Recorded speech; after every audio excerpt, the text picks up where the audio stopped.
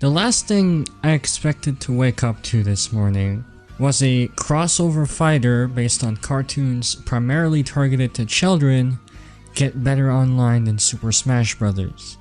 And what happened? So 3 days ago, or several days ago, on the Gamefly website was a listing for a game called Nickelodeon All-Star Brawl, which is scheduled to release October of this year. Damn, that's when Metroid Dread comes out. And it's a party game, and it's here. So it's another platform fighter, and since it's Nickelodeon crossover, it's the usual suspect. You have Ren and Stimpy, you have TMNT, you have Spongebob, you have Loud House. It is advertised that 20 characters are going to be in the game. Now, a platform fighter made for children isn't the reason why it's trending on Twitter. Like, if you go over here, Nickelodeon's like number 2 on trending. Number 2.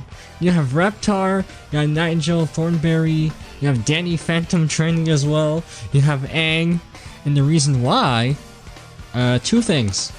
So number 1, if you scroll all the way to the end, you'll see company credits and the platform. If you see one of the credits, you'll see Ludosity. Who is Ludosity? Developer of Slap City. Slap City is a platform fighter that people generally really like. If you go on Steam, the reviews are overwhelmingly positive. So generally, the fact that a talented developer that made a game people really like are gonna get people's expectations higher for this particular title. But that's not the only reason why. So, as with all video games, Nebelian tweets about it, shares details from other news sites like IGN, whatever. And if you scroll down, this user called Bloops, which shared a screenshot from the Discord of the developer, and they said the game's gonna have rollback netcode. What is rollback netcode? Fighting games, like other video games, require both players to see the same match and the same outcome. If both players desync, they're gonna see different outcomes, which is never good for any online competitive game or any online leaderboard. What used to be the standard a few years ago was delay-based netcode, where button presses are delayed in a way that when you press a button, nothing will happen until your opponent received the memo. This solution doesn't really work for any game that wants to see an international competition, partly because there are 2 inherent flaws to delay-based netcode. The first one being distance. The farther the signals are, the more time it takes for the signal to reach the other end, which means more input lag. That means if I'm playing from Atlantic Canada to Vancouver or California, there's going to be a lot of input delay. In order to have the smoothest experience with the game, you're limited to who you know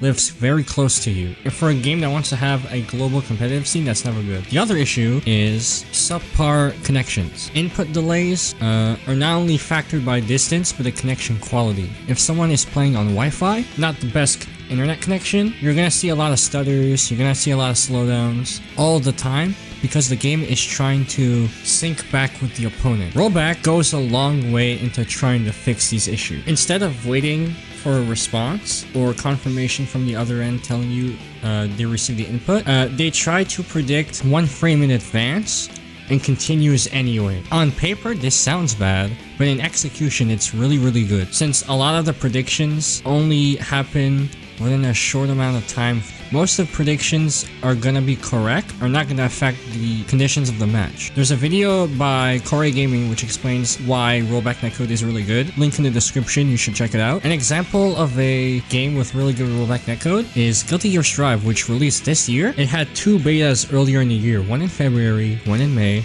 and the game came out in June.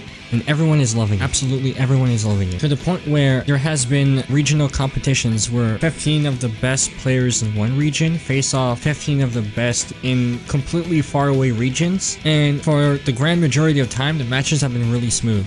So the fact that a Spongebob game, a Nickelodeon game, you know this, gets rollback netcode, but the absolute best-selling Smash game in the entire series, best-selling fighting game of all time, doesn't, is really embarrassing. It's one of Nintendo's prestigious title and they can't even put good online. So that's all I have for this video. Thank you guys for watching.